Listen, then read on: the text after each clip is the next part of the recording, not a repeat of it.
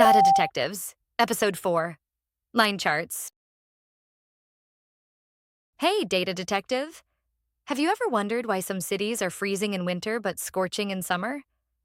Today we've got temperature data for 6 U.S. cities: New York, Los Angeles, Chicago, Miami, Seattle, and Phoenix. And we're going to build a line chart to compare them. Line charts are the best tool when you want to show how something changes over time. Connect to EP4 monthlytemps.csv. Look at the preview. We have a month column and then 6 columns, one for each city, showing the average temperature in Fahrenheit for that month. January in New York is about 34 degrees. July in Phoenix is a scorching 104 degrees. Here's something important. Tableau works best when data is in long format. Each row is one observation. Our data is in wide format with 1 row per month and cities as columns. Tableau has a trick called pivoting to fix this. In the Data Source tab, click on the New York column header, then hold Shift and click Phoenix to select all 6 city columns. Now right-click and choose Pivot. Watch what happens. Tableau just transformed our data from wide to long format. Now we have a column called Pivot Field Names, which is the city, and Pivot Field Values, which is the temperature. Let's rename these by double-clicking. Rename Pivot Field Names to city and Pivot Field Values to temperature in Fahrenheit. Much cleaner. Now click into Sheet 1. Drag month to columns and temperature to rows. Tableau will show a bar chart by default. Let's switch it to a line chart. In the Show Me panel on the right, click the line chart icon. You should see a single squiggly line now. There's only one line.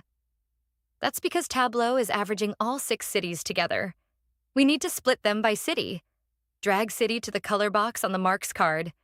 Now we have 6 lines, one per city, each in a different color. Now this is a story. Look at Miami and Phoenix. Their lines are way up high all year because those cities are warm. New York and Chicago dip down hard in the winter. Seattle is steady and mild. Los Angeles barely changes at all. See how much you can learn just by looking at a chart? You've just done what weather scientists call climate analysis. Give yourself a high five. Here's a cool trick. You can add annotations to your chart to point out interesting things. Right-click on the lowest point of the Chicago line. That should be around January. And choose Annotate, then Point. Type something like, brrr, Chicago in winter. A little note will pop up on your chart. Annotations help your audience understand why a point is interesting. Data journalists use them all the time. Now give your chart a good title, something like Monthly Average Temperatures Across U.S. Cities.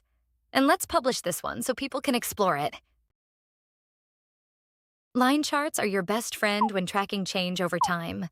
Today you learned how to pivot wide data into long format, how to build a multi-line chart by dragging a dimension to color, and how to add annotations to highlight key insights. Episode 4. Challenge. Which 2 cities have the biggest difference in temperature between their coldest and hottest months? Write down both the cities and the temperature difference. Hint: you can hover over each point to see the exact numbers. In Episode 5, we try even more chart types: pie charts, bubble charts, and tree maps. You're going to see data in ways you've never imagined. See you next time.